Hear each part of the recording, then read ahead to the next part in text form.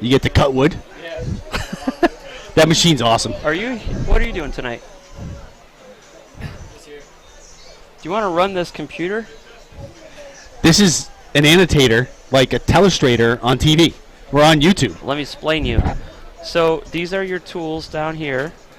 This is a zoom out and a zoom in, but you can't move the camera. All you can do is zoom in and zoom out. Who is that? But if you want to circle the quarterback, you hit the circle and it pops up on the screen. You hit I thought it was somebody that was gone. in studio or something. If you want to say the quarterback, he took the snap, ran, and then did that. Oh, it does an arrow at the end, so don't be clever like that. But so it's a freehand tool basically. Whoop. Mike, what are we doing? What are we going on? These are just straight lines up top. So you have 3 straight in 3 different colors, 3 swirlies, 2 circles, a zoom in and a zoom out. If you don't mind, I'm going to slide over. What's going to happen? 3.5 minutes. Because I'm outside all night, and that way I can stay outside. You're hearing over the air right now. Is this music dead? Yep. All right. So when do you want me to start your video feed? What do you mean? When do you want me to start shooting video? Week from Sunday, yeah. You coming? It's hard to communicate with you, to be honest with you. Talk over the, if they start streaming now, I can hear them. Okay. All right? So when you want to go live, just tell me. All right. Where are you? Good talk. I'll tell you what, as soon as you hear this fade out, I'm not listening Yeah. to that. all right. So I'll point to you and just say, stream. All right, Kyle? Yep. All right. So Where we is need 2 breaks in 15 minutes, right? Yeah, perfect. Yeah, that works. Red and green. So I'm going to set a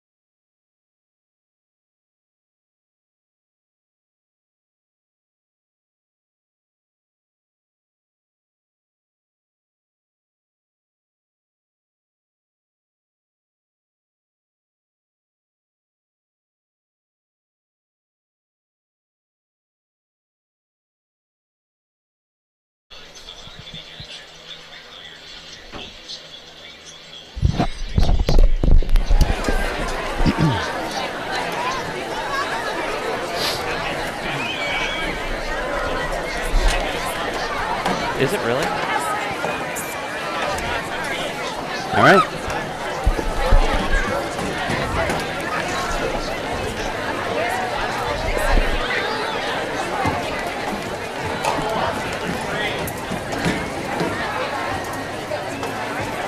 Good evening, Wolverine fans. This is Pastor Josh, joined by KT Kevin Thompson in the Griswold Pride broadcast booth.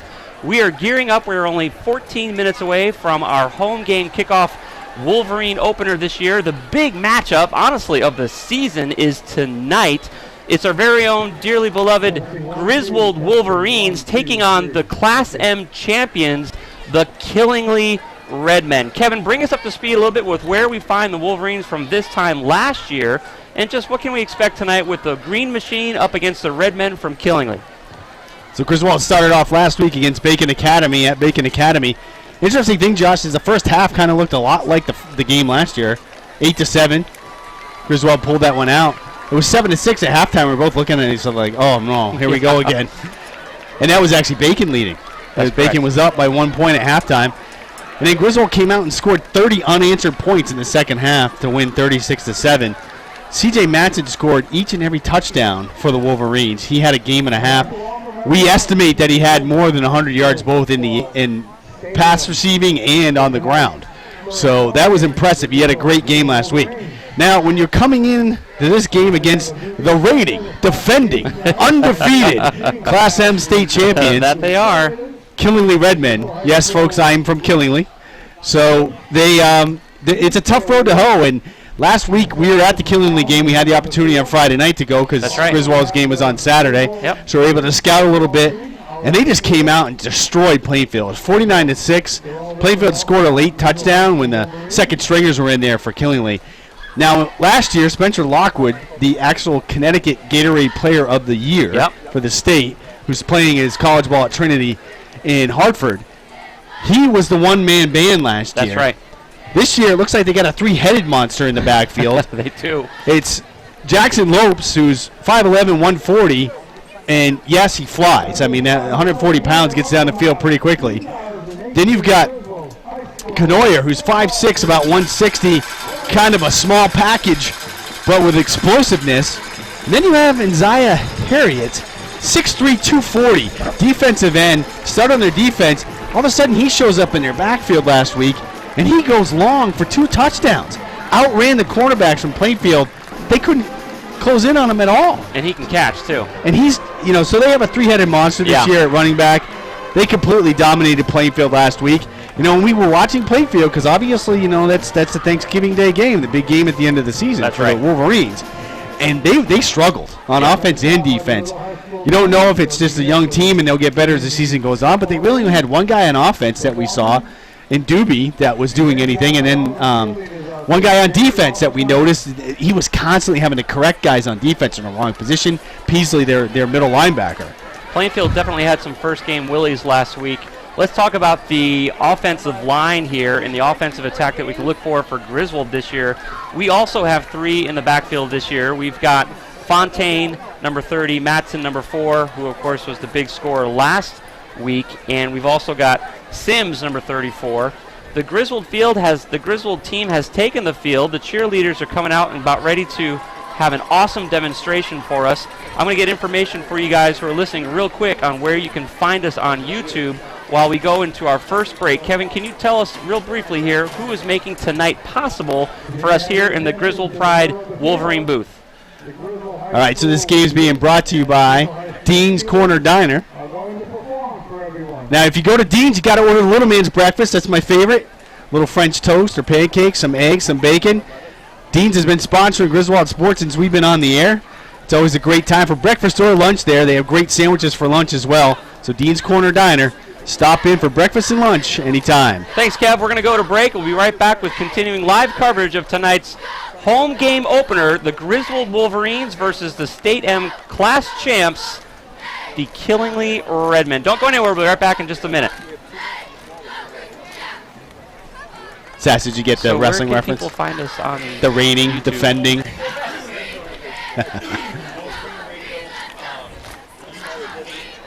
Okay.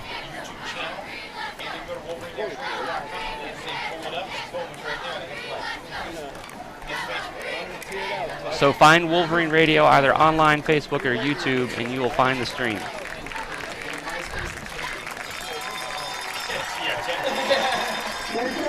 Perfect.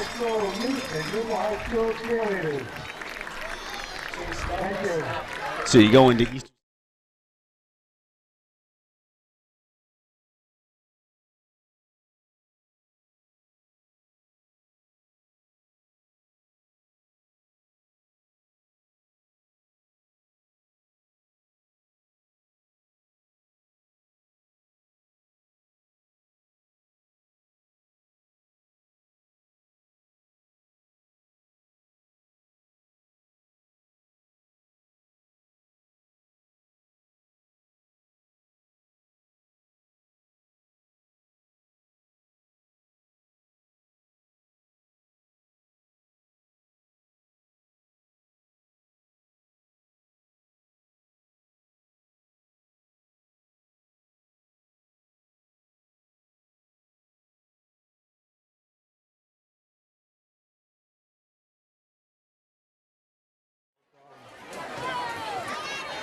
We have the head referee tonight, Kevin Albasi, umpire Jeff Brown, head linesman Jim Butler, line judge Mark Green, back judge Chris DePresto, and the timer up here in the booth is Jim Fritz.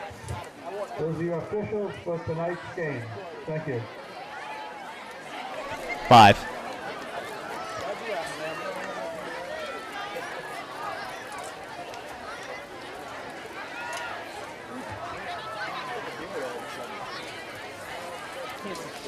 Yeah, I know, that fucking sun sucks.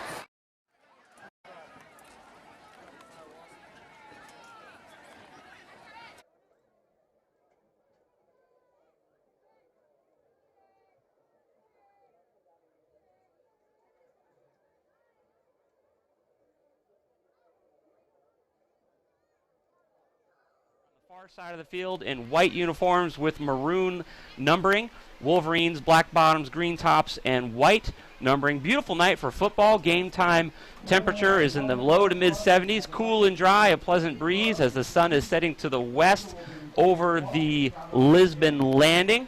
Lou D'Amico is calling the game here live in the broadcast area in the stadium here at Griswold Wolverine High School. The captains are shaking. Kevin, did you see who took the toss? I did not. I tell you, the sun is really killing us right now, Josh. It is a little It's bright. right in our eyes where we're standing. So Something that we noticed last week with the captains is they are the heart and soul of our offensive line and our defensive effort. Boy, did they do a great job last week against Bacon Academy. they did, and 3 of the 4 captains this year are linemen.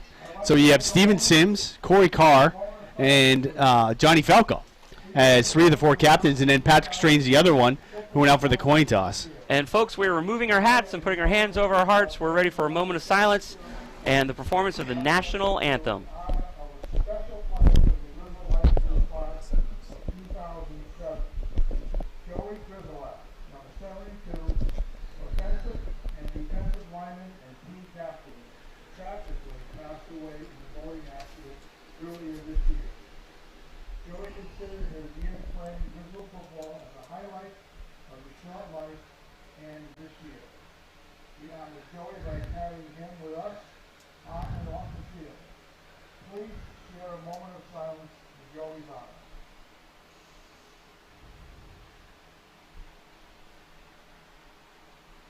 Thank you. And folks, that was a moment of silence for a Griswold Wolverine, a young man who lost his life tragically earlier this year. Folks responding by gentle and respectful applause as we move on to the singing of our national anthem. Performed by the Griswold High School Chamber Choir. Griswold High School Chamber Choir will be leading us tonight in the national anthem. All the gentlemen are facing to radio right, flags down at the western end of the field.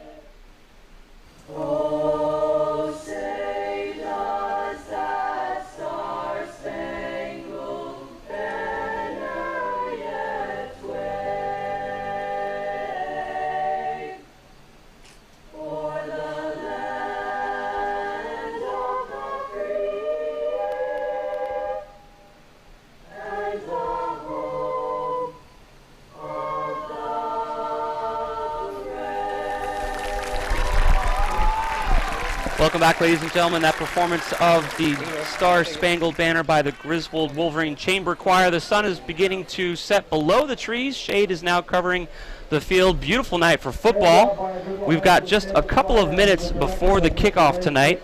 Still trying to figure out who's going to receive the ball. We missed that because of the sun, which has now thankfully gone away. We'll let you know as soon as we have an update on who will be kicking off and who is receiving tonight. Thank you so much for joining us. If you don't know already, please take a moment and find Wolverine Radio online. Either enter Wolverine Radio into your search engine browser, find Wolverine Radio on Facebook, or find Wolverine Radio on YouTube, and you will find that we are broadcasting the game live tonight. and we have the ability to do some marking on the screen. And so not only can you hear the coverage tonight from KT and myself, we've been following the team now for 4 years with our insights into the game as well as our sponsors who make tonight possible, but you'll actually be able to see the game as well. So find Wolverine Radio as the Wolverines are back to receive. Number 8, the quarterback from Killingly, is getting prepared to kick the ball off to the Wolverines. Let's see. We've got number 5 back for the Wolverines, waiting to catch. Yep, Matson and Chappelle back deep. DeSaulner to kick it off for Killingly. And I'll tell you, Josh, he's the quarterback, but he might be a better kicker than he is a quarterback. He's got a great boot. Great leg. He was kicking him to the 5-10 yard line last week against Plainfield. Now, the Wolverines don't normally kick the ball off traditionally like we just see right here. Nice high kick fielded by number 5. That's Chappelle. Chappelle's got 1 or 2 blocks and then brought down just inside the 25-yard line, bringing up 1st and 10 for the Wolverines inside their own 25. He got about 12 on that return. Kevin, talk to us about what you're seeing as far as field conditions. We saw that Killingly was terrible. They had some grub issues that I think they've taken care of. Bacon Academy last week was in pretty good shape. Tonight we're seeing a slightly different look here for the Wolverines. It's funny because we came in and we said to Steve Cravino, the AD, hey, the field looks pretty good. He's like, eh. So it does look like it's mowed a little bit oddly, almost like there's kind of troughs and stuff in the field. So I don't know if they had some trouble getting that in shape. First snap at the line of scrimmage, the handoff to the right-hand side.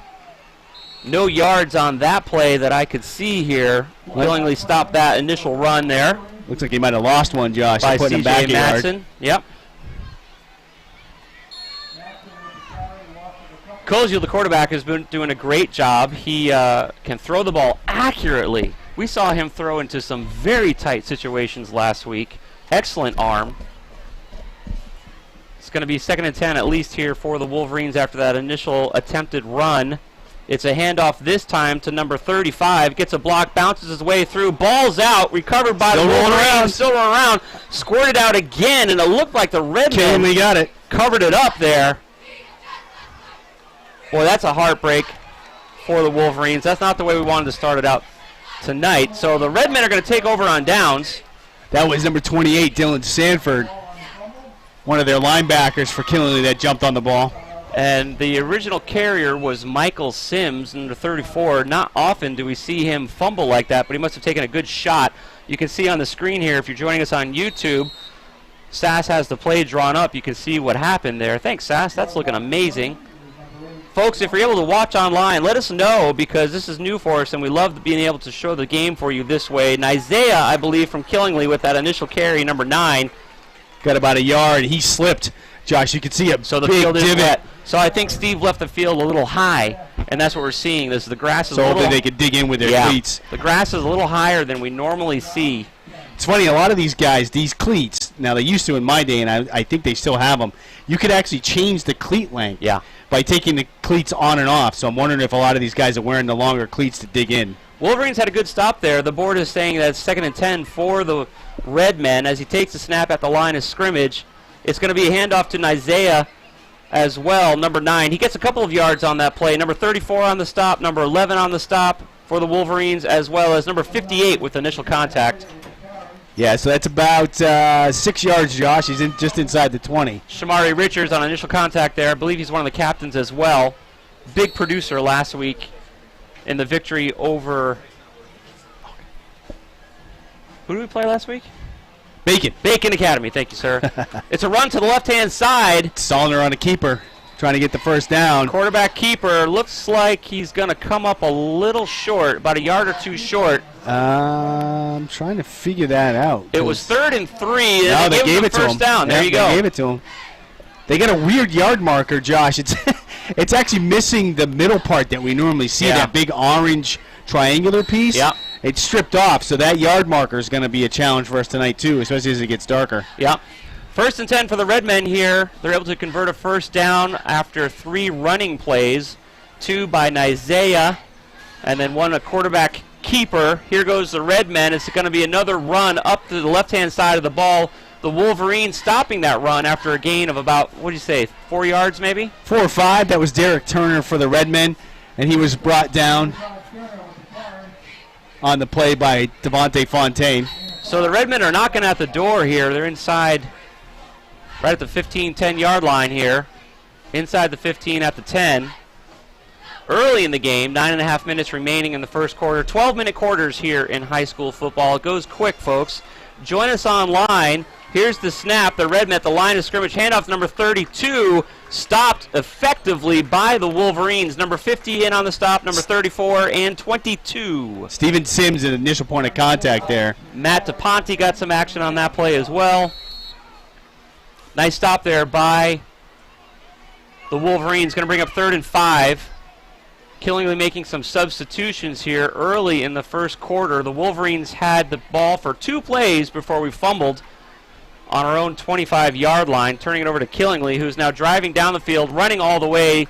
Isaiah leaping and jumping for a yard or two, and then stopped by the Wolverines. Right at the yard marker, Josh. This is going to be close. I wonder if they'll measure this one. Isaiah Harriet is a big addition to the offensive line for Killingly this year, and by big, I mean big. 6'3", 240. That counts. Running back and defensive end.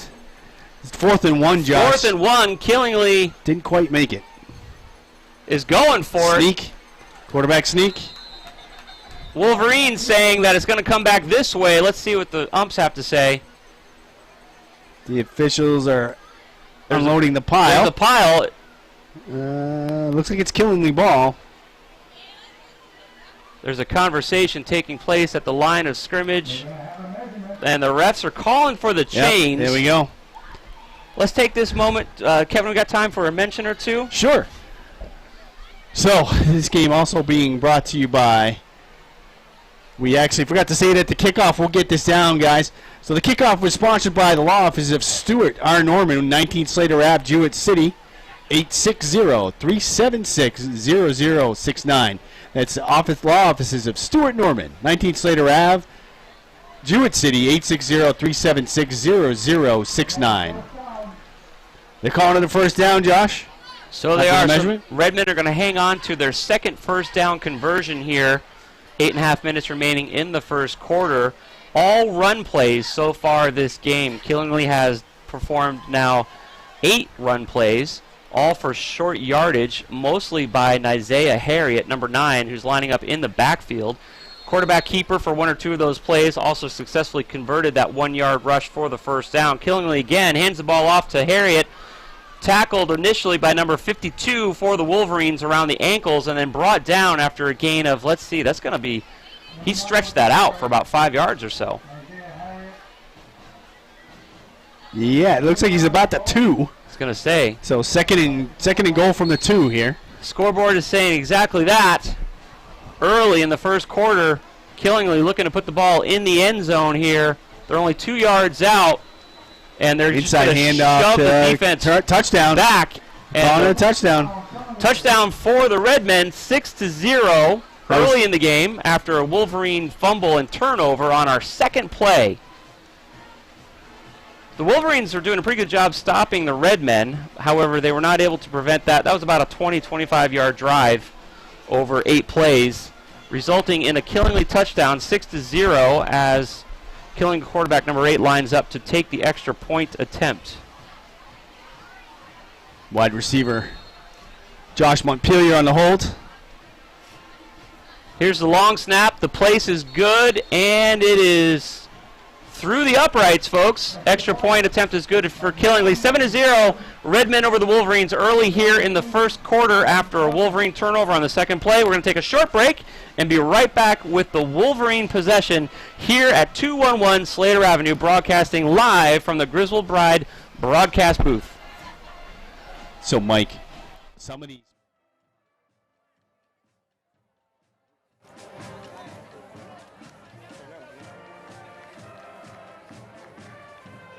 At this time, I'd like to make a quick announcement. If you haven't noticed up here by the press box, Mr. Churchill is being taken to the press box. If anyone would like to purchase a strip of cake, down by the bottom of the stairs, you can buy the $2 coupon. And when you come up and you get your strip, and you can take Mr. Churchill right to the box. Everything but his mouth.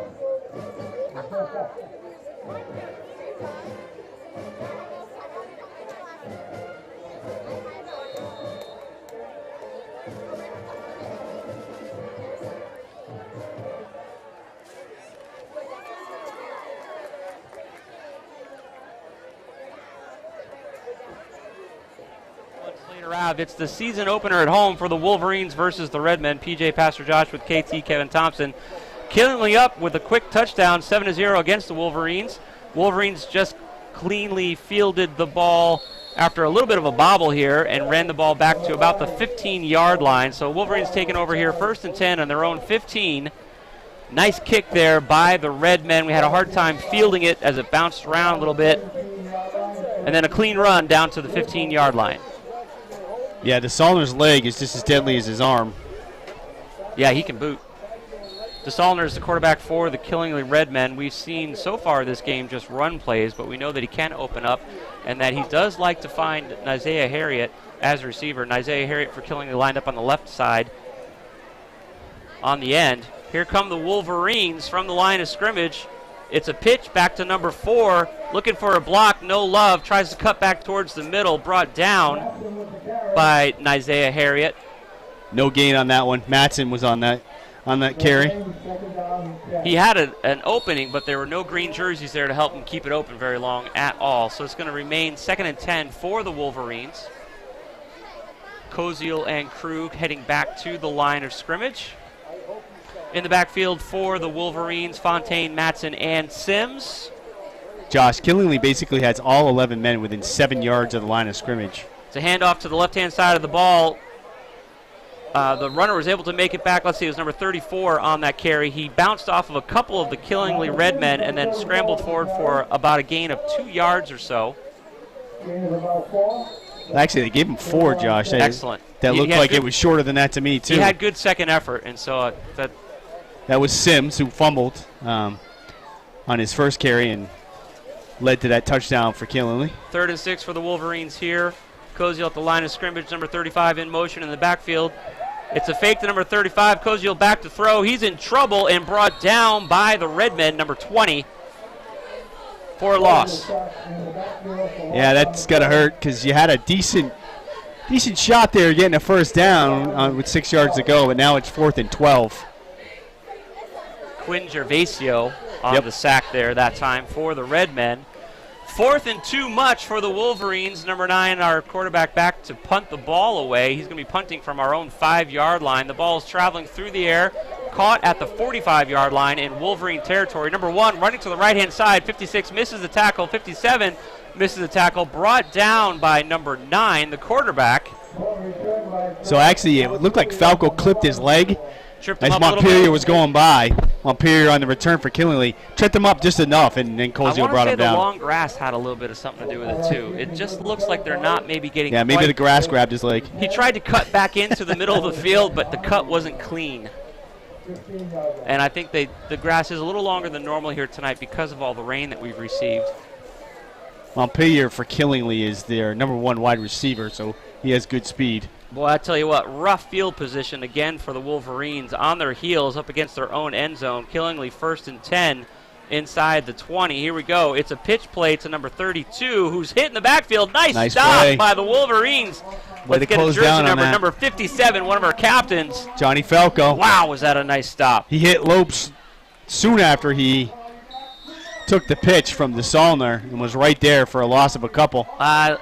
They're saying 2nd and 10 on the board, but man, I'm telling you right now, it looks like the yard marker's two yards in the backfield. So it's 2nd and 12. The board just hasn't been updated yet. 2nd and 12. Let's see, the paint is really rough looking. Inside right at the 15-yard line. 7-0 is the score right now, as Killingly scored off of a Wolverine turnover on the second play of the game. A whistle on the field. Not sure what that is about. Yeah, we'll find out soon enough. It's a penalty. They're going to walk it back for Killingly. Legal substitution. I didn't see anybody come in the field late or leave late, but something wasn't right. So they're going to move it back 5 yards. You know what? I think it was delay of game. It looked like he Looked like he crossed his arms, not Okay. not to delay a game. Very so good. So back to the 20-yard line now. Killingly, 2nd and 12. Back to throw. Is the Montpelier's Killingley open. quarterback wide open. Number Touchdown. 1 for Killingly. Boy, that wasn't even contested by the Wolverines. Blown coverage there by the Wolverines. An easy 20-yard reception, 25-yard reception for number 1 there. Montpelier for the Redmen. 13-0 is the score. Quick here in the first quarter. 5 minutes remaining in the first quarter. That was Koziel on that coverage, and he looked like he thought he was going to have help over the top from the safety, but the safety, Chappelle, had moved up into the slot. Yeah, that was a miscommunication there on behalf of the Wolverines. Here's the extra point attempt with room to spare. The extra point is good. 14-0. Wolverines back on their heels, trying to get the ball somewhere decent position, having a hard time between turnovers and not moving the ball down the field. Do we have time to take a quick? Here we go. We're going to go to a quick break. We'll be right back with continuing action here from the Griswold Pride broadcast booth. So, Mike, what I was saying is,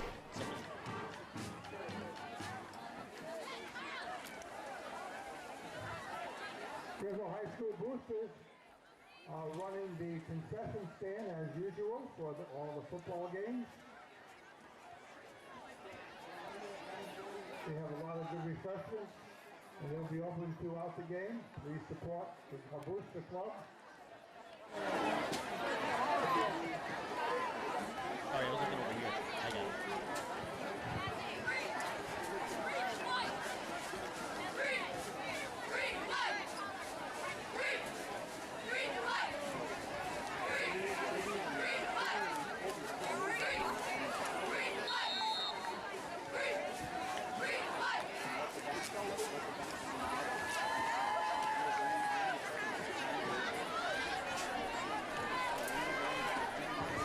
I got to get the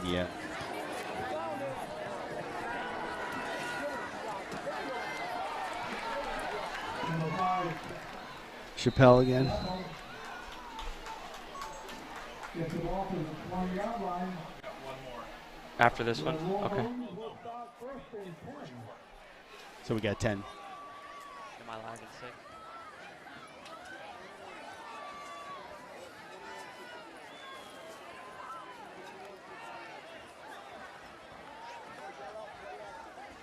Broadcasting live on behalf of Wolverine Radio here. It's this home game season opener between the Griswold Wolverines and the State M class champs, killing the Redmen. Redmen take an early lead, 14-0, 5 minutes remaining in the first quarter. Wolverines have the ball for the third time tonight. Here's the snap from the shotgun. Koziel handoff, number 4, play whistle dead. Motion on Griswold. Not like. Motion on Griswold would be my guess. It was a handoff to C.J. Matson to the right-hand side. We saw a lot out of him last week as he scored all the points. Illegal motion on Griswold, so I'll march it back 5 yards. So we were at the 25-yard line. That's going to march us back to the 20. Wolverines struggling tonight with field position, just not able to get past the 20 or 25-yard line. Going to bring up 2nd and 15 here, or 1st and 15 rather, for the Wolverines. 14-0, Redmen on top. The first score came after a 20-yard run after 7 plays into the end zone after a Wolverine turnover on the second play, and then a pass for the second touchdown for the Redmen, a 25-yard completion to number 1. 14-0, handoff to the left-hand side of the ball rather this time. C.J. Matson has the ball, looking for some blocking, brings it out to the outside. Kevin, I think he got back to the line of scrimmage. Maybe he got a yard. They're going in shotgun formation here on this drive, Josh. Yep. Try to spread it out a little bit. Yep. Because Killingly, like I said, in the first 2 drives for Griswold, they had all 11 guys within 5 to 7 yards of the line of scrimmage. They don't think that Griswold can throw it. One thing we saw last week is the captains lined up on the offensive line, and they were able to give Koziel the time that he needed to make some plays happen. And, of course, Koziel is willing to scramble if need be. Very accurate thrower. When he throws the ball goes where he wants it. And so we know he's able to complete plays. This week he, of course, does not have as much time as he did last week versus Bacon Academy.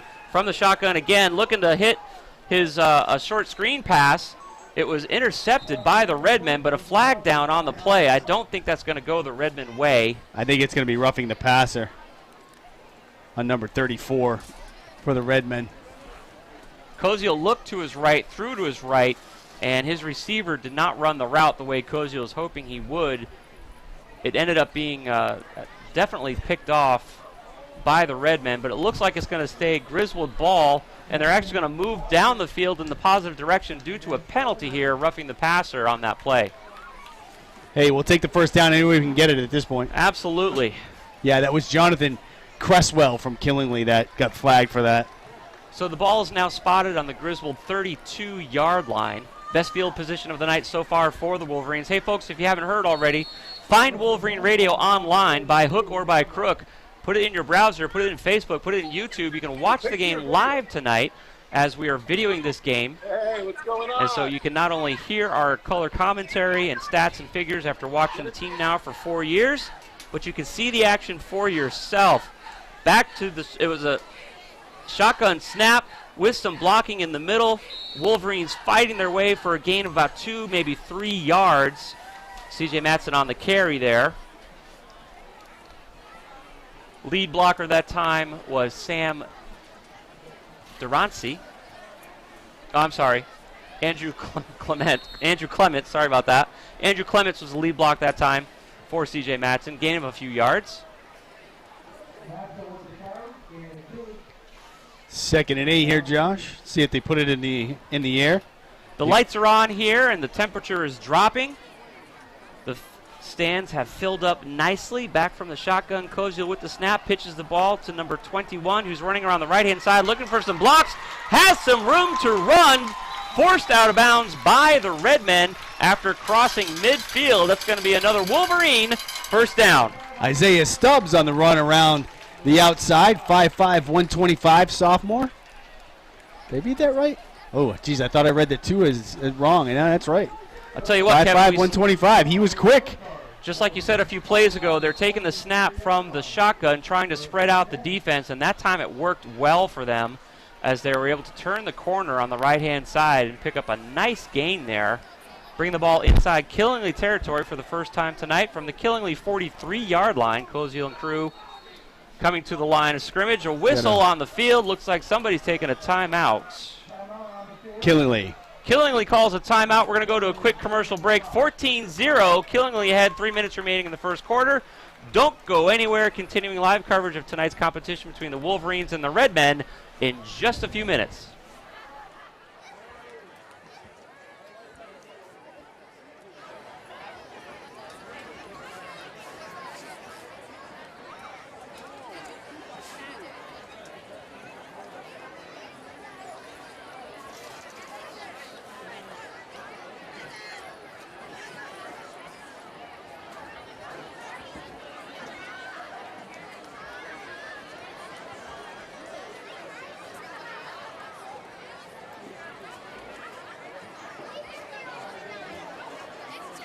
We can't do it.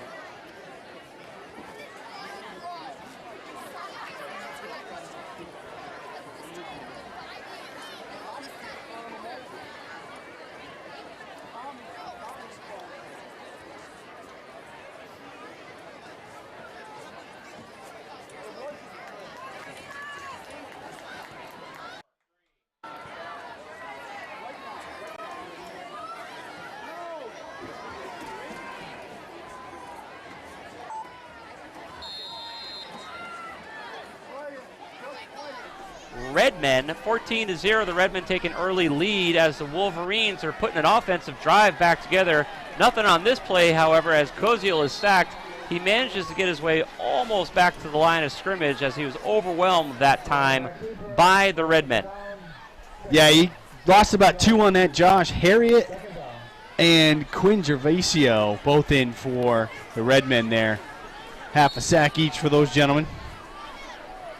It's going to bring up 2nd and 12 for the Wolverines. This is their 3rd possession of the night. They've had some nice traction on this particular possession. They had a penalty assessed for roughing the passer, which brought them down the field. And then, of course, they had a great run play around the right-hand side.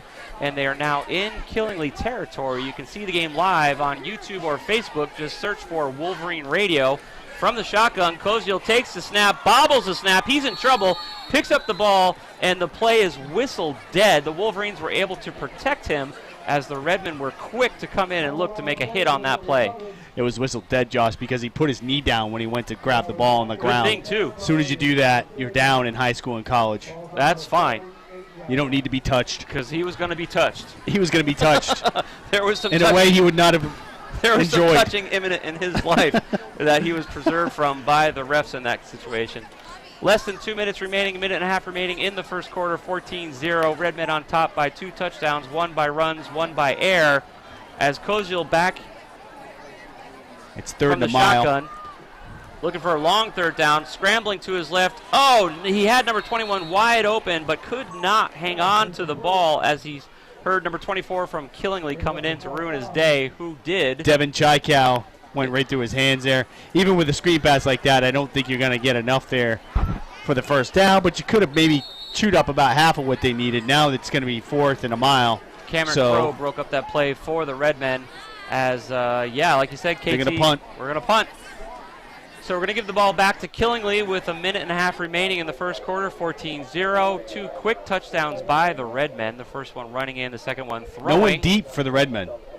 That is interesting. I wonder if they're anticipating a trick play of some sort or what their plan is, but it's a clean punt by the Wolverines, and the Redmen are just going to let it bounce. It's stopping at the 10-yard line, deep in Killingly territory. Nobody tried to field that ball at all by the Redmen. We're going to take a quick break and let you hear about some of our sponsors making tonight's coverage possible. You're listening to Wolverine Griswold Football on Wolverine Radio. So when you come back.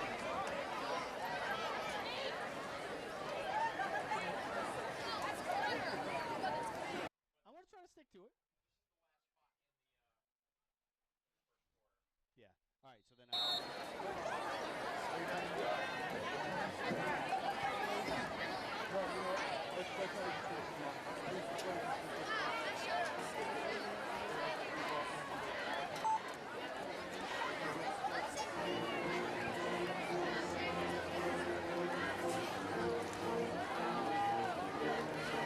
Gain some traction on the ground. Wolverines scrambling, number 58. The initial hit, one of the captains for the Wolverines, gain of about 3 yards there for the Redmen. Deep in their own territory after a punt by the Wolverines, not able to convert a first down. Kevin, talk to us about some of the people making tonight possible. Goodwin Family Dentistry, a modern dentistry with old-fashioned values. 25 East Main Street, Jewett City, 860-376-4483. I know I had a couple teeth serviced there when I was a boy. Here we go as a handoff to the left-hand side of the ball. The play is still alive, scrambling forward for another gain of about 3 yards or so is number 39, I believe, for Killingly. 35, Derek Turner. Yep. Also a good wrestler at Killingly High. Yes, it'll be third and about 2. That's what it looks like. Yeah, the board's actually saying with 30 seconds remaining in the first quarter, 14-0, 3rd and 1 for Killingly. Can't say enough about number 56, 57, and 58, the heart and soul of the defense here, as well as the offensive line for the Wolverines. They got their work cut out for them tonight. Looks like Killingly's got 2 in the backfield, set to run. The play was bobbled. The quarterback never really had a good grip on it, just grabbing the football and diving forward. I don't know if they're going to give him a yard or not on that. As 10 seconds tick off the clock, the band begins to play. The referee spots the ball.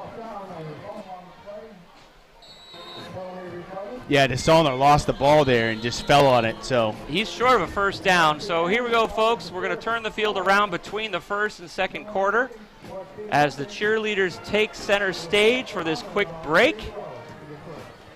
Kevin, do you have a moment to talk to us about? We're going to go to a quick break. We'll be right back with continuing live coverage of Griswold High School football. 14-0 so far here on Wolverine Radio.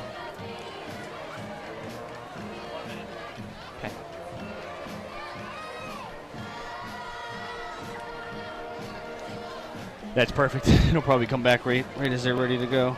They'll punt it, I'm sure. They're too deep. So 14-0 at the end of the first. Put the line under that one. Second quarter. What do we got? I'm going to keep track of all the scoring plays this year just so we can remember. Any other scores tonight? Who's Plainfield playing today? You ever get an update from Merch?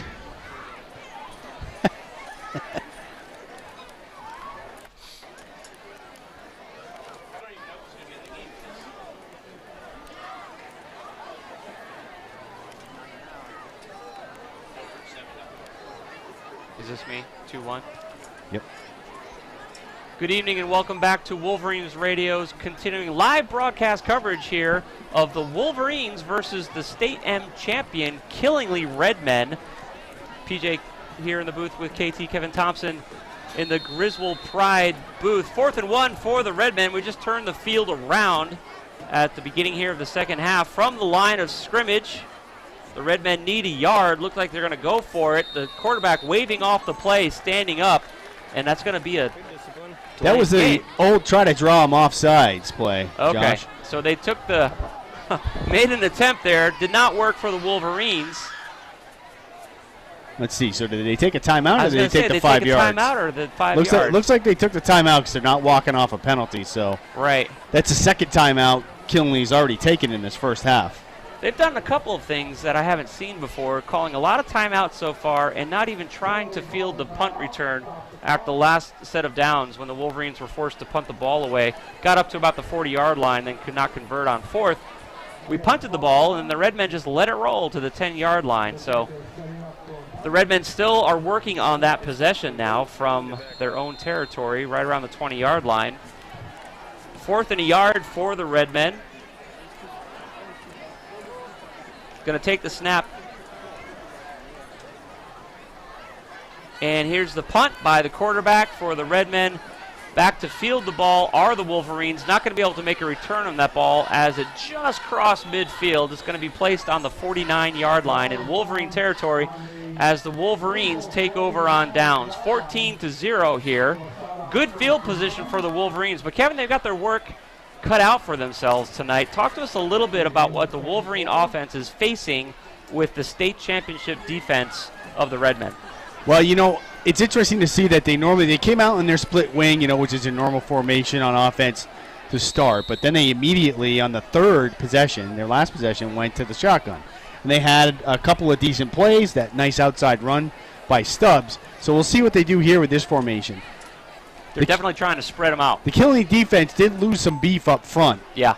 But they're still quick enough to the ball that you have to block them in order to Koziel staying in the shotgun, number 5 in motion. Koziel hands the ball off to number 20, looking for some blocks. Hit at the line of scrimmage, forced back by the Redmen. Yeah, it looks like it's no gain or maybe a loss of 1 there, Josh. Yeah, that play was stuffed. That was Fontaine on the carry. Yeah, right at the line of scrimmage pretty much. I got an update from Sass, who's on the sideline. He texted me that Patrick Strain, and I noticed this, Josh, when they went out for the coin flip. He didn't have his pads on, and I'm like, what's going on? Oh, that's but he just said he's got a leg injury. Happened last year in track, and re-aggravated it in the game last week. Ball has got the same spot, KT, Kevin Thompson. So here we go. 2nd and 10 for the Wolverines. Staying in the shotgun, trying to spread out the defensive line as Koziel takes the snap. Looking to throw this time, scrambling to his right. Drops the ball and nailed in the backfield by Isaiah Harriet. That's a big loss for the Wolverines. Kevin, that ball must have been wet or something, because that's not something that Koziel does. He had the ball, and then he dropped it. They literally sent 8 guys, Josh. They rushed 8 guys on the passer that time. It was a blitz. They only had 3 guys dropping coverage. They are not respecting Griswold's ability to throw the ball at all here. No, and unfortunately for us, the offensive line is being overwhelmed by the Redmen right now. 10.5 minutes remaining in the second quarter as the Wolverines are struggling to make something happen here early in the second quarter. 14-0 is the score. Find Wolverine Radio online, YouTube, Facebook, or just type in Wolverine Radio in your browser. Pull up the game on YouTube. You can see what we're talking about here. Back from the shotgun, fake, handoff to the right, finds number 21, clean catch, breaks a tackle, scrambles forward for a small gain, but Kevin, that's not even going to bring him back to the line of scrimmage.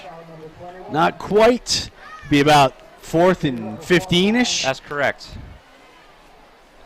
So that was a decent screen pass. They tried that one time before to Chaikal, but it went right through his hands. At least that time Darren pulled it in this time, broke the first tackle, got down to the 39-yard line. I'm sorry, 39-yard line. 44-yard line. There we go, 44-yard line. And we're going to have to punt the ball away here for the 4th time tonight. High kick to the left-hand side. Doesn't even bounce inbounds short and out of all. bounds. That's going to be at about the 45-yard line. Exactly right. I think it's Give or going to be take. a favorable spot for the Redmen for sure. It's going to be Fisher's right around. walking. He's walking. No, at the 40. Looks like a favorable spot for us, actually. They mark it at the 40-yard That line. looked like it went out of bounds well before the 40. Yeah, it did. We'll take it, however. 1st and 10 coming up for the Redmen. We got time to mention a sponsor, don't we? Did I catch you off guard there? No, sorry. I was writing a note. My apologies. Sorry about that. Here's the snap at the line of scrimmage. Back to throw are the Redmen. Big throw, left-hand side, looking to pick up 20 yards. Montpelier with the reception. Nice stop there by number 2, Andrew Clements for the Wolverines. He prevented a touchdown. That was a 42-yard airstrike from the Solner to Montpelier. And this is what made us nervous when we watched Killingly play Plainfield a week ago.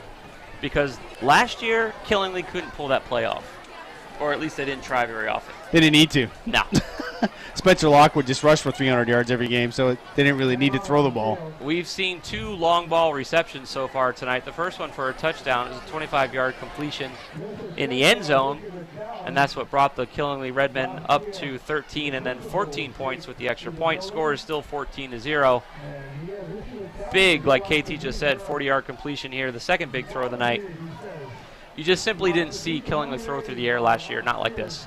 No, and like we said, they didn't really have to. You know, when you got a guy like Lockwood, you throw it when you need to, just to kind of mix it up a little bit, keep the defenses honest.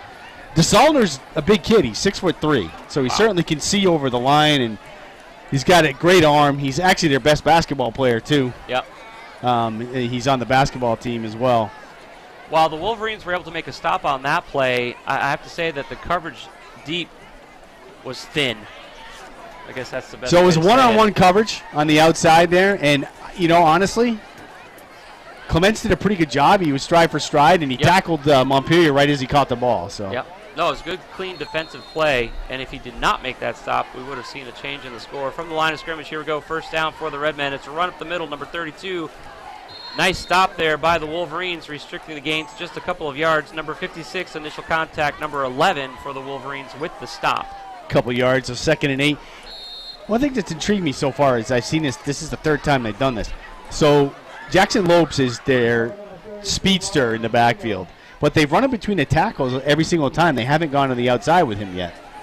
Colby Van Teen on the initial contact that time. The snap was not clean. The quarterback running around the right-hand side. Number 5 and number 34 chasing the quarterback out of bounds. Boy, that was almost close to a touchdown, and sure enough, it is. They're calling it a touchdown for the Redmen. That was a botched play. That ball must be wet and slippery because I could see through the binoculars that the Redmen fumbled it, basically, but he kept it. Clean possession. Busted up his own play. Yeah, there was a mishandle of the snap, for sure. You know, he juggled it as it was coming up from the center. Yeah. Turned around and was like, I can't hand it off to my guy because he's already by me. Yep. Went around the outside and scored.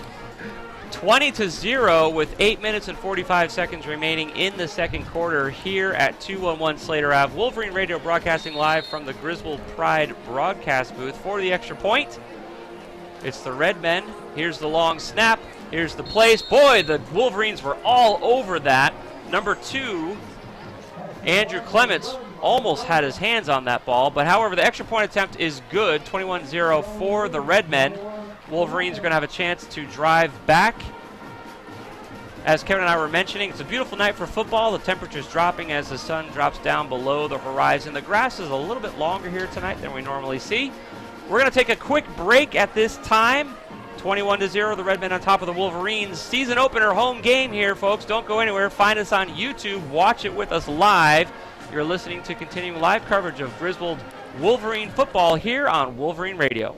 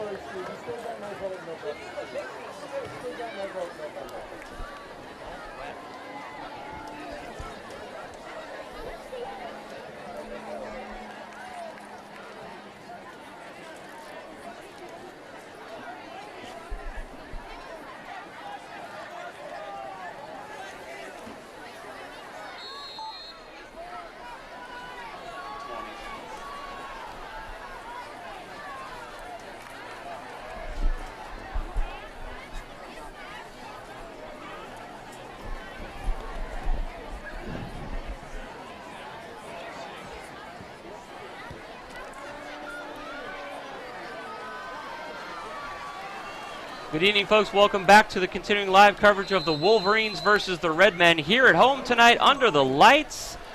The Wolverines just fielded the ball, ran it back to their own 25-yard line, 26-yard line. Yeah. They're going to take over on downs. Number 35 there on the reception. Thibodeau, my man, Chris Thibodeau on the reception there, stopped by the Redmen. 21-0 is the score so far. The Wolverines have had some good offensive efforts, most notably a 20-yard run around the right-hand side in the first quarter. However, the Redmen are putting a lot of pressure on Koziel and crew tonight. Koziel taking the snaps from the shotgun, trying to spread out the defense. 3 lined up right now on the line for the Redmen as Koziel makes the call, takes the snap, back to throw, looking right, throws right, and Chappelle dropped the ball. Yep, dropped it. He had it right in his hands. He dropped it. Don't know how much of a gain it would have been because the defender was right there, but the ball's wet. That's become pretty apparent. I'm spotting the game through binoculars most every play. I've seen both quarterbacks slip with the ball. I've seen the ball slip out from the snap, and we've seen 2 botched clean receptions, and I think it's because the ball's wet. Koziel is a very accurate arm. The ball was easily fieldable, but I think the ball is just hard to grab tonight. Koziel back to throw. Play whistle dead. Somebody didn't like something. I didn't see anything. The Wolverines are clapping as if it's going to go their way. Offsides on Killingley. Sure enough. So we'll take a few yards for the Wolverines. Going to bring the ball up to right around our 30-yard line. 2nd and 5 it'll bring up. 21-0, the Redmen on top, 3 touchdowns. The most recent touchdown was a botched snap that the quarterback for the Redmen was able to hold on to and then run 16 yards into the end zone on the right-hand side. Extra point attempt was good. Koziel takes a snap, looks to his left, throws left, completed pass to number 21, forced out of bounds while still chugging down the field. Chaikow in the reception. Looks like it's a little short, about a half a yard, Josh. Boy, it's going to be close, Kevin. Let's see where they spot it. It's going to be within a yard, about half a yard. Yeah. 3rd and 1. Nice little bingo there for the Wolverines. Hopefully they're sorting out the fact that the ball's a little wet tonight because of the longer grass and the rain. No, they're saying it's a first down now. That was weird. Well, that is strange. They literally both teams lined up like they were going to go on 3rd and 1. And I was getting ready for a delay of game call against the Wolverines there when I saw the refs jump, but here we go. We're back in action. 1st and 10 for the Wolverines. Back to throw again is Koziel looking to connect with number 21. Wide open, catches the ball. Nice catch by Dylan Chaikow, brought down inside Redmond territory, inside the 30-yard line, right around the 25-yard line. Kevin, that was amazing. That was a nice pass and catch. Lopes, Chaikow got behind him, and he did have coverage over the top, but the safety didn't get over quick enough. Here's what's that going to do for us, folks. That's why it's such a big deal. It's not just about the yards. It's about time for Koziel. By keeping the defense honest, he's going to have a little bit more time to make plays like that. Back to throw again is Koziel. Same play. Clean catch. Touchdown for the Wolverines. Kevin, let me tell you right now, nobody scores on the Class 7 state champions like that. We have not seen that play right there. Plainfield didn't do it at all. The Wolverines just did it tonight. 6 zip. Oh, my goodness. Getting a little carried away. 6-21. The Wolverines put some points on the board. Beautiful reception. 2 back-to-back simultaneous plays here. Well, we were saying, Killian was daring them to throw it. They were. They were putting almost everyone in the box. And they, 2 beautiful passes. It's a nice little pitch and catch. They're going for 2 here, Josh. Going for 2 points is Koziel back to throw. Clean catch by number 4. Running into the end zone. We'll take 2 more points. Matson bringing it in this evening for 2 points. 8-21 as the Wolverines make a little noise out here. See, here's the thing about Koziel. We say it all the time because it's true. Where he throws the ball, that's where the ball goes, which it's exceptional, really, for a high school quarterback. And that time, the route was run perfect, and so they worked the route, kept it running, put some points on the board. 8-21. We're going to take a quick break. We'll be back with continuing coverage of the Wolverines here against the Killingley Redmen. You're listening to Wolverine Football here on Griswold Wolverine Radio. It's another minute.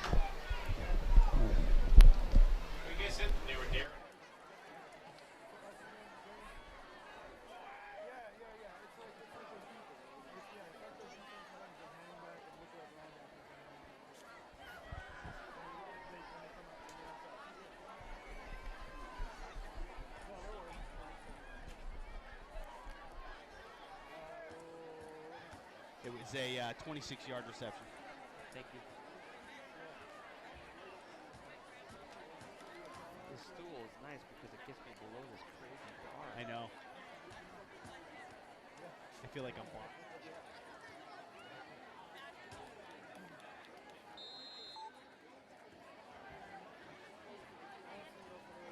Correct, yep.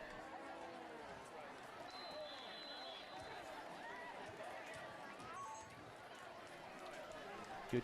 Welcome back to continuing live coverage of the Wolverines here at home against the Redmen.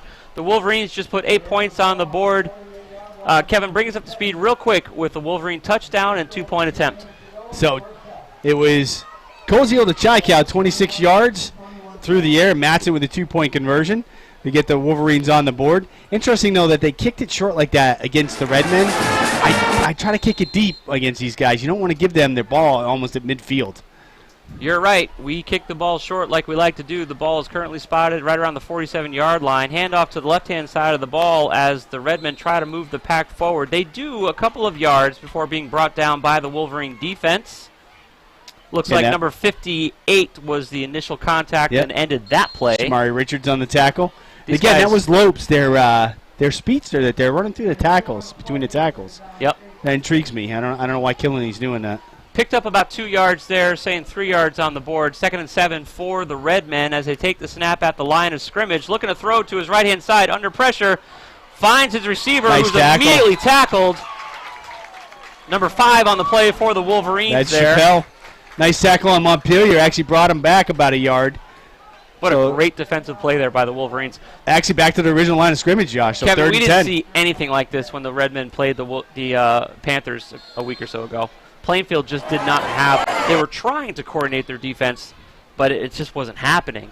The Redmen were just marching the ball down the field. In fact, after halftime, it was their second string came in and finished the game for the Redmen a week ago against Plainfield. Back to throws, DeSalder, and under pressure, almost sacked. Intercepted. And intercepted by the Wolverines. Number 20 for the Redmen, the intended receiver, picked off by number 30 for the Wolverines. Fontaine on the interception. Kevin. Good field position, 47, their own 47. What a great defensive effort. Terrible field position. We should have kicked the ball deep, but we didn't. It was like a 10-yard squib kick that was cleanly fielded by the Redmen. The play started out on the 48-yard line. We drove them back for a loss, picked the ball off, and now we're going to take over on downs on our own 46, 47-yard line. That was a defensive stop that we just have, the Redmen just don't normally see. Great field position here, Josh. See if they can get another. From the shotgun, looking to throw. It's a screen pass, almost picked off, heavily contested, fighting it. Loss of downs on that play. That was almost taken out of the air. C.J. Matson was the intended receiver, and he caught the ball. It was just a little quick screen pass to the left, little lateral. That was Matt Phelan on Killenly's side. He almost picked six that one. Well, I tell you what. Yeah. Again, if it wasn't for the accuracy of Koziel, that would have been a different story, but the ball went right where he wanted it to go. Back to throw again, clapping for the ball, holding on to it, seeing a gap up the middle, running up the middle, getting a few blocks, breaks a tackle before being forced out of bounds as Koziel bringing the ball up to the 50-yard line. I think he's out right at about the original line of scrimmage, Josh. See where they spot this. Yeah, that's interesting. Let's see. Just about a yard pass, so 3rd and 9. Yep. Okay. It's going to bring up 3rd and long for the Wolverines. Nice scrambling heads-up play there by Koziel from the shotgun. Here's the clap for the snap. Throws the ball, finds his receiver, number 21. Ball knocked out, incomplete pass. Griswold is going to have to punt the ball again for the 4th time tonight. Let's see if they do that, Josh. They're at about midfield. See if they see what they do here. Intended receiver. That was not his. That was a nice play by Lopes. He knocked it right out of his hand. That wasn't a wet ball problem no, that like was we seen not. earlier tonight. They are punting. Okay. And they are sending Montpelier back this time, Killenly.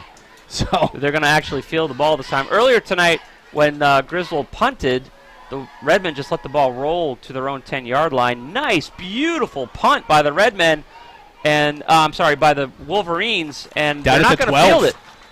It went over his head. It did. He was at the 20. It was way over his head, so he let it go. That was a nice punt by Koziel.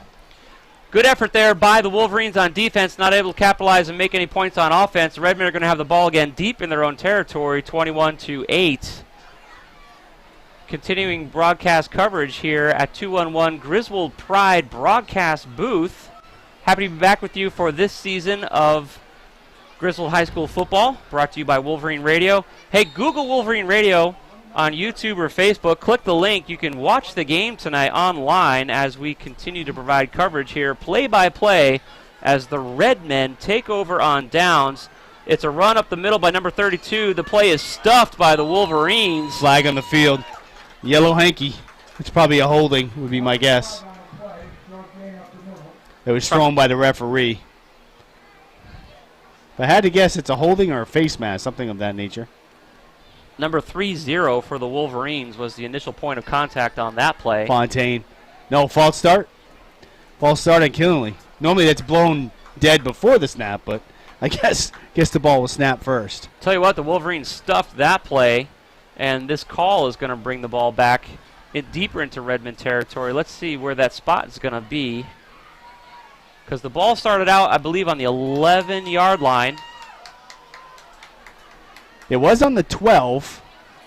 Where is it back to now? It looks like it's the 8, 5 7? and change, 7 and change. 7, so it's 7. It's 7. It's the 7. 12 minus 7 is 12 minus 5 is 7. There you have it. There we go. I just couldn't tell by the way they were marking it off. It was 1st and 15 for the Redmen, taking the snap from the line of scrimmage. Here come the Wolverines. It's another run to the left-hand side of the ball. The attempt was by Isaiah Harriet, stopped short by the Wolverines. Let's see, jersey number 11 for the Wolverines with the big stop there. Vantine, Colby Vantine. Now, Isaiah's no joke to stop. He's like 7'5" and weighs 600 pounds. No, that was Andre the Giant. Oh, was it 6'3", 240. 240. He is a big kid. He's a nice kid, too. I've had the opportunity to give him a ride home a couple times from Killingley High School. Back to throw is DeSaulner, looking for incomplete, looking for number 1. Montpelier, that ball was not well thrown, Josh. It was Andrew Clements busted that play up, and the ball was underthrown. It was underthrown. I don't know if it got tipped at the line, but it looked like a wounded duck coming out, too. Yeah. So, looking for Montpelier, busted up by Clements. 3rd and 15. Wolverines are stymieing the Redmen here defensively tonight. 3rd and 15. We know that the Redmen can throw, but the Wolverine defense has come alive in a big way. The Griswold's getting a guy on the field at the last minute. That ball was tipped. Ball was tipped at the line of scrimmage. Flag on the play. Let's see what the illegal call substitution is. on Griswold. Yeah. Fontaine ran off, and then they had Andrew Clements run on right as the ball was snapped. So I think it's going to be a legal substitution on Griswold here. I'll tell you what, though, another great play by the Wolverines breaking that play up. If it weren't for the penalty, Killingley would be punting right now from deep in their own territory. So the officials are counseling here. I'm wondering if the guy that threw the flag is making sure he's right about the rule. Yeah. Nope, they're picking up the flag. It wasn't a legal substitution. And that's what I was wondering, Josh, because it wasn't too many players. Right. Because Fontaine got off before Clements ran on. So it's going to bring up 4th and 15 for the Killingley Redmen. They're going to have to punt the ball. Great defensive effort again by the Wolverines as they put pressure on DeSaulner, we got our hands on the ball and deflected the pass. The coaching staff here for the Wolverines is frantically gesturing. They're calling a timeout here. 3rd timeout by Killingley this half. We're going to take a quick break. Scores 8-21 with the Redmen on top of the Wolverines. Amazing defensive effort here. Back-to-back defensive efforts. Don't go anywhere. Continuing live coverage of Griswold High School football right here on Wolverine Radio.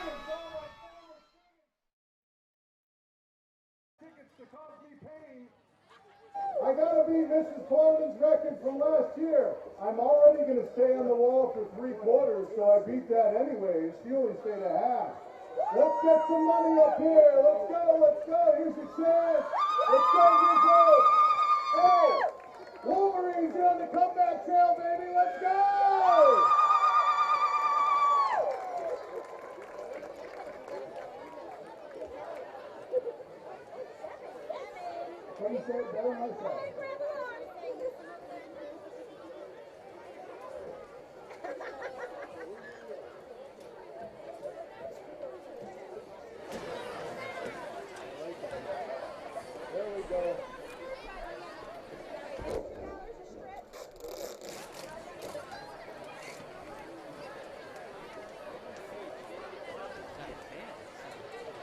No, Sun it's went good. down. Listen, keep it.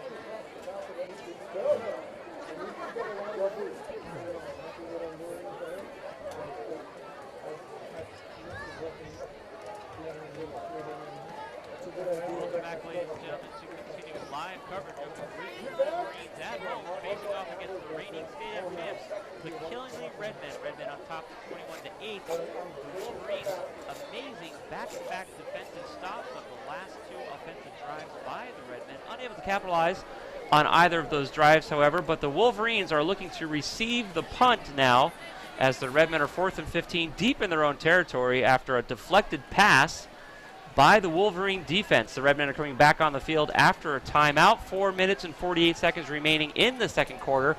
Find the game online. Just Google Wolverine Radio. Click on the link. Find us on YouTube, and you can see what we're talking about here tonight. As the Redmen punt away the ball, Wolverines back to field the ball. The ball bounces at the 35-yard line, rolling to the 39 before being downed by the Redmen. Wolverines going to take over on downs in Redmen territory. Best field position of the night for the Wolverines from the Redmen 39-yard line. 8 points on the board for the Wolverines. Kevin, what do we need to see on offense? Defense is coming alive. I think they need to do what they did in their scoring play, is just start throwing the ball deep. The screen passes really haven't worked. Killingly's defense is fast, so they're going to chop those guys down as soon as they catch the ball. So I think they got to try to throw it a little bit. Go down, see if Chaikau and Kozio can hook up again. I was to say, last week it was all about Matson scoring all the points against Bacon Academy. Tonight is Chaikau doing a great job catching Kozio's deliveries here. Back to throw is the exact same play that we just talked about. Chaikau hauls it in, brings the ball down to within about 5 or 6 yards of the end zone. Kevin, that was a 35-yard gain. Let's see where they're spotting it. I think they're actually at the 9, Josh. It's so hard to read the field, guys. It's extremely difficult. The paint is the not grass really. is a little long and the paint is a little dim, and we're a little old. Yeah, the 9. That's what the game is. But it's first and goal. First and goal. First and goal. So that was about a 29-yard completion. Koziel to Chaikau. Magical play tonight. Under pressure as Koziel breaks the tackle, holds onto the ball, looking for the sideline. That's a horse collar. Brought down by a horse collar. Horse number collar 34. Tackle. That's a 15-yard penalty. Wow. The Redmen, number 34, big play there. Bad play. That was not Michael Sims, that's their own 34. Jonathan Cresswell, horse collar Koziel. And he knew it. Cresswell got up and slapped himself on the helmet as soon as he knew it. And that's going to be a big play, because that would have been about a 5-yard loss. I was going to say, it's going to bring him up to the goal line or within a couple yards of it anyways. Well, it's still first down. And I think they can't go a total of 15, so it's going to be half the distance, so they'll put it at the 7. Sure enough.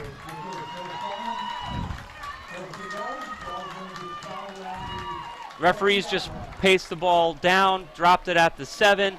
Wolverines going to the line of scrimmage. It's going to be first and goal for the Wolverines, knocking on the Redmen's door from the shotgun. Holding on to it is Koziel, looking for some blocking, gets some blocking. Scrambling down within a yard or two of the end zone, not able to get in, but that was a nice effort there by Koziel. First time we've seen him do that intentionally tonight. Yep, they got about a yard to go here to punch it in. We saw Koziel have to run earlier tonight because he bobbled the snap because the ball was really wet. I'll tell you right now, though, the team seemed to have either the dew point changed or something, because we're not seeing that anymore. Nice run there. See if they go with Sims or Matson up the middle here. 6-yard run, 6-yard keeper by Koziel at the 1-yard line. That's a false start. False start. Yep, false start. I saw a rear end move Here we on go. the offensive line. So we're going to walk it back here a little bit for the Wolverines. Sure enough. Was that our first penalty of the night? They had another false start earlier. Okay. One other penalty. Really not many penalties Kinley's tonight had so far. 4. Yeah. They had a delay of game, offsides, horse and 2 collar, personal fouls. and 2 personal fouls, yeah. Roughing the passer That's and then right. a horse collar. That's right.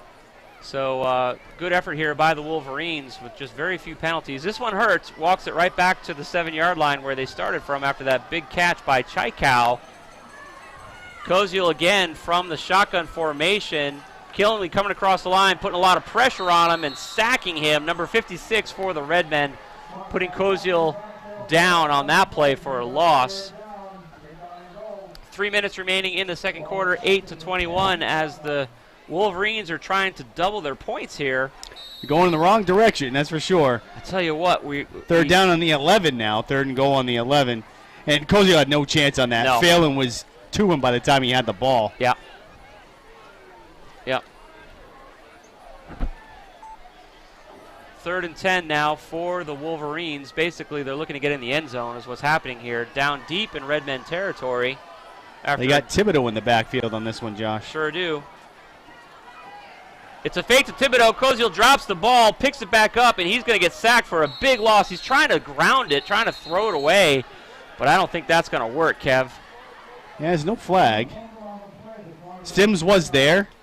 He was in the area, so it doesn't look like they're throwing a flag. They're going to spot the ball at the 20-yard line. So they've gone from the 1 to the 20 in 3 plays. So Chaikow got us down to the 7. We got up to the 1 after a Koziel keeper, a 6-yard keeper. And Griswold's taking a timeout here to talk it over. Yeah, between false start and a couple of sacks, we're right back at the 20-yard line, looking at 4th and 20. So they're going to have to make a decision here. Do they go for – that's too far for them to kick for 3. Yeah, I don't think that would be a 37-yard field goal. So all day long. I don't think so, they'll Kevin, do that. what do you do? 2.5 minutes remaining in the second quarter. I think you go back to the play. It's worked 3 times. It's worked 3 times. It's worked You're playing 3 times. the state champions. We're going to take a quick 1-minute break and be right back with the conclusion of the second quarter, 8-21. Wolverines knocking on the door, hoping to double the score. You're listening to the Griswold High School Football on Wolverine Radio.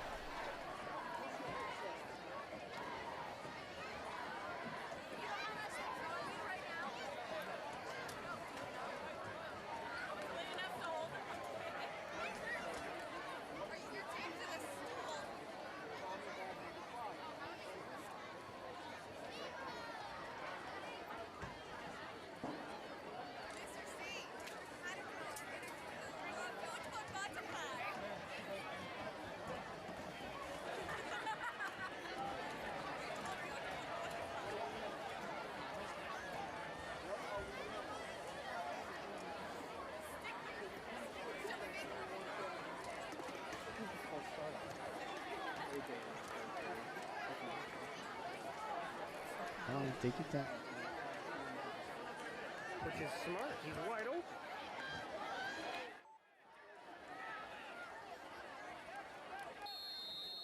Go. Welcome back, folks. The Wolverines here looking to make a play to convert to a touchdown here deep in the second quarter. Koziel back to pass. Has number 24 open. That's a completion. That's a touchdown, folks. Wow, what a play. Koziel to Sims for 20 yards. And that'll draw the Wolverines in. We've seen 4 big completions tonight, 3 of them to the left side of the ball, this one to the right side of the ball, this one to Sims for the first time tonight, the other 3 to Checkout. I tell you what, Kevin, I am loving what I'm seeing here. And honestly, we're wondering if it's beginning, if it's possible, to rattle the Killingley defense a little bit. Yeah, we were talking in the break that I don't know if Killingley came in here and underestimated the Wolverines, but they are not playing a sharp game tonight for 14 sure. 14-21 here going into the half. Wolverines lining up for the 2-point conversion. Whistle. Play resumes. It's winding the clock. Thibodeau's in. Chris Thibodeau, number 34, is in for 2 points. I'll tell you what. Wolverines shoot and they score 16-21. Wolverines trailing by 5. 2.5 minutes remaining in the second quarter. Kevin, it's hard to see, and you don't want to armchair quarterback something, but we saw some things in the first quarter that struck us as kind of odd. We saw that Killingly had no respect for the pass game whatsoever. They rushed at one point 8 guys to put pressure on Koziel. Koziel was rattled, but then he started connecting with Chekhov, and that really turned things around. The other thing that we saw that just struck us as a little odd is that the Redmen are not fielding any punt returns at all. In fact, they're not even putting guys in the backfield to catch the ball. They fielded the first one, and Montpelier had a nice return to the right, but the last couple punts that Griswold had, they didn't even attempt to field it. Which is odd, and it could strike you as they're just not being as engaged or as serious as maybe they need to be. What'll be interesting now is if that was in fact the case, if they were playing a little pompous, if they were playing a little arrogant, not giving the Wolverines the respect that the Wolverines obviously deserve, now the score is 16-21, we're going to see something change on the Redmond side. We're going to see them start putting men in the backfield to actually do a punt return, and we're going to start seeing them send only 3 or 4 in on defense, which is exactly what we've seen the last few drives. So it's time for the Redmen to wake up a little bit here. They did not see this coming. I don't think they saw themselves 5 points ahead going into the half.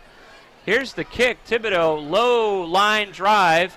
Killingly having a hard time picking it up. They do pick it up at the 15-yard line, and sure enough, it's a run back this time. Number 32 for Killingly, brought down by the Wolverines right around the 30-yard line in Killingly territory. So sure enough, that's only the second time in the game, and I think that's the 5th time they've had a chance to run the ball back. It's only the second time they've actually run the ball back. Yeah, that was Canoyer. He hasn't been in the backfield much tonight either, which I don't know. Maybe they get some injuries and nicks on their side of the ball too. So didn't see that last Friday. But you ready for an official prediction? Killingly is going to go back to what they know and love, which is the ground and pound. I don't think they're going to throw the ball. I think they're going to hand it off here and try and get it down the field. Keeper, quarterback, fending off number 5, looking for the sideline on the left-hand side, chased out of bounds by number 5 and number 34. That's going to be another penalty on Killingly. So do you remember the play last year where Yetton came up and blocked a guy? Yeah. And the guy didn't see him? Yeah. And they called a penalty? That's exactly what they just did to the guy on Killingly. So this is going to erase this game by DeSaulnier. Personal foul. Oh, no. Sorry, my bad. Personal foul on Griswold. I thought it was going to be the other way around. And it was a late hit out of bounds, perhaps. Chappelle and Sims were the ones that chased DeSaulnier out of bounds there. And sure enough, boy, they're assessing a penalty now. So ran out. So that's going to put it in Griswold territory. I was going to say, he ran out between the 40 and the 45 in the Redmond territory, and now they're in Griswold territory. So I didn't see the hit or the foul, but the refs did. Had to be a late hit. That must have been what it was. 47-yard line now in Wolverine territory after a quarterback keeper. We think they're going to keep it on the ground now, and sure enough, it's a handoff to Isaiah Harriet, spinning and diving his way for a gain of about 3, right up the middle. Now, they have no timeouts, Josh. That's the other all weird 3 thing. of their timeouts. That's the third weird thing. No punt returns. They used all the timeouts, and they were sending 8 on the rush on defense out of no respect for the Wolverine pass game. But, boy, I tell you what, the Wolverines have shown that was a mistake. And the ball is dropped at the snap. Bad snap. It's a quarterback keeper de facto. A number of Wolverines trying to bring DeSaulnier down. Number 11 finally does. Lots of pressure by the Wolverines there, but he was able to scramble forward even with that pressure he picked up a couple yards there, didn't he? Yeah, it looks like, he got back to the line of scrimmage. Got back to the line of scrimmage, yep. So I'll bring up third down about 5. Now, I don't know 6. if you're watching this game on YouTube, I don't know if you're able to see what's happening. I try to spot the game through binoculars as much as possible, and that ball, it was a bad snap. It was a botched snap. And so whether it's the dew point or the grass being a little bit long or the rain that we had this past week, that shotgun ball this is time, a little Josh. wet. From the shotgun, let's see if they actually throw now. Whistled play dead. One of the refs didn't like something. Andrew Clements for the Wolverines is gesturing about timeout, something. Griswold. Okay, so Griswold called a timeout. 16-21. The Wolverines only down by 5 with a minute and a half remaining in the first half of play. We're taping somebody to the press box this year. Ray Churchill, right? Yes. Yep. He's all taped up. So he's stuck to the side of the booth right now. He is stuck on the booth. I wonder how much they raised. I believe Mike took a picture, so that'll be posted on. You can buy strips of duct tape. Last year, it was Erin Polonin, the high school principal, who was the good sport. She was duct taped to the side of the press box last year. Raised about $500,000, I think. So we'll see what happens this year, as Ray Churchill is currently suspended between heaven and earth, as we like to do here, raising a little money for the Griswold High School. The boys are coming back on the field after a Griswold timeout. 3rd and 6 is what the scoreboard is saying, as the Redmen are hoping to score before going into the half. I am sure they did not anticipate that they'd only be ahead by 5 here against the Wolverines. Wolverines defensively have come alive and were able to score. Back to throw is DeSaulner. He has his man wide open. Wolverines trying to make the stop, and they do. Inside the 10. Number 5 and number 9 on pass protection coverage there inside the 10. Thank you, KT. Chappelle on the stop there. Down to the 8, Josh. But the clock's ticking, and they can't stop it. That was about a 30, 35-yard pass. So the Redmen still very much looking to score here. 1 minute and 20 seconds. Back at the line of scrimmage, looking to just muscle the ball into the end zone. The Wolverines say no. They might have picked up a yard on that play. Killing has to be careful with the 3 yards in a cloud of dust because the clock's running. Yes, and they cannot stop it. Yeah, they have no timeouts remaining, the Redmen. They've used 3 timeouts. Wolverines have only used 1. A little bit of confusion defensively. They've used 2, sorry. Wolverines scrambling to get lined up for this 3rd down effort. Redmen take the snap at the line of scrimmage. Here it comes. It's a clean snap, looking to throw to his left. Wide open is the Redmen. Flag on the play. The Wolverines were able to stop the play before it went into the end zone. I did not see that could be one of penalty. 2 things. Could be offense or defense. Could be a legal block. But when he lowered his head, it looked like he got hit in the head too. So, not sure. Oh, they're walking it back. Illegal block. Wolverines are saying it was an illegal block. Let's see if the refs agree with them. I'll tell you what, that receiver was wide open. I didn't get a jersey number. Yep, block in the back on Killingly. Wow. That'll be a 10-yard march off. That would explain why he was wide open. Well, that stopped the clock. 42 it did stop seconds. the clock, but it's also going to put the ball back to about the 13-yard line. I'll tell you what, this Wolverine defense has showed up big time the last 3 drives for the Redmen, holding the Redmen scoreless the last 3 times the Redmen have had the ball. 16-21, Redmen only down, or the Wolverines only down by 5. The clock continues to tick. 36, 35. Here come the Redmen from the shotgun. They're going to try and loft it into the end zone. Let's see if the secondary low snap bobbles the snap. Lots of pressure by the Wolverines, scrambling, running for the end zone himself. So far, still up and untouched, relatively speaking. The Redmen are celebrating, but let's see if the refs He hit the agree. pylon. No, he's out of bounds at 1. The refs are saying that is not a touchdown.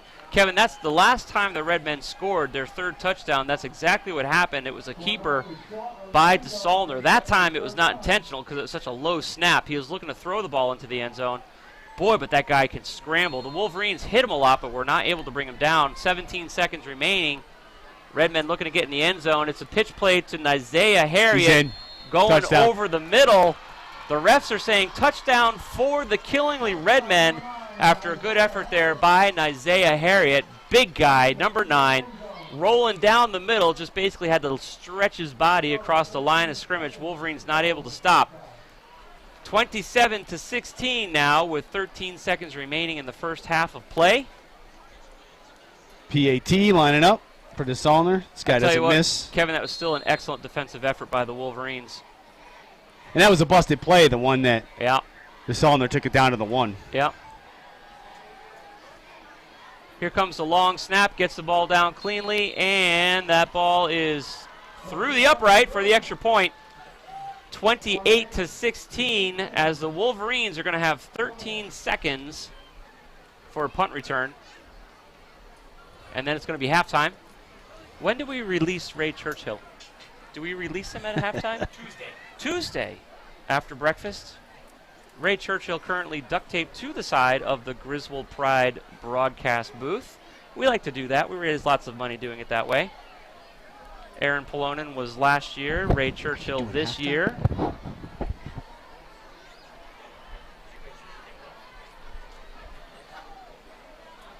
Beautiful night for football. I would have to say the one thing about the field is that the ball seems to be getting wet, and it could be that the grass is a little long. It could be that the dew point is dropping.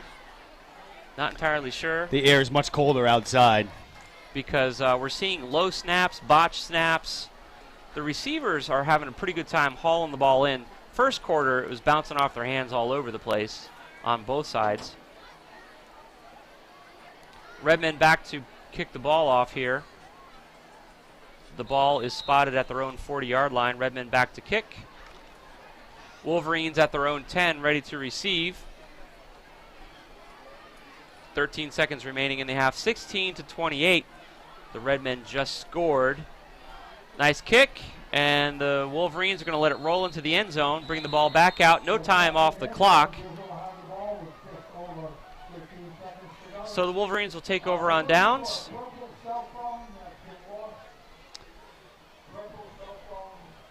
Let's Kevin, just this see is if we a can chuck it to Chi-Cow and see what happens. completely different game than the game that we saw when Killingly played Plainfield a week or so ago at home. Kevin and I had the opportunity to go to that game. Both of our sons are in the marching band up there, so we were able to see that game and do a little scouting out of the Killingly Redmen. Their offensive efforts this year are diversified with the loss of Spencer Lockwood to college. Fantastic young athlete last year. And so the Redmen have learned how to throw the ball and diversify their offensive efforts, which obviously is working for them as they've managed to score 28 points so far. However, the Wolverines have shut them down on 3 of the last 4 drives. He's taking a knee, Josh. And the Wolverines are going to say, you know what, we're going to go to halftime, we're going to talk about this, and come back for the second half of play. So, folks, we're going to go to our halftime coverage here from Wolverine Radio. 16-28, the Redmen on top of the Wolverines. Wolverines doing a great job defensively and able to get 2 touchdowns and a total of 4 points in extra point efforts. So we'll be back with continuing live coverage after this halftime break. Don't go anywhere. Enjoy the next few moments as we've got a great game going on down here at 211 Slater Ave. We're going to hand coverage over to Sass on the sideline for halftime coverage.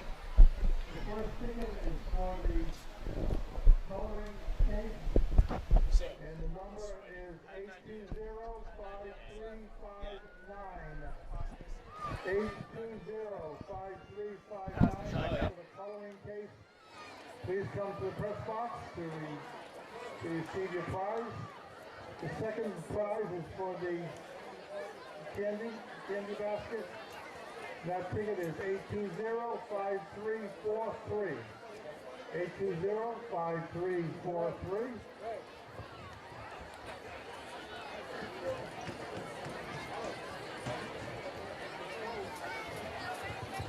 And the third basket is for the placemat basket. And the ticket for the placemat, 820-5356. 820-5356. Again, please come to the press box and claim your prizes. I'll announce them again shortly. But those are the 3 prizes and the 3 winning tickets. Thank you.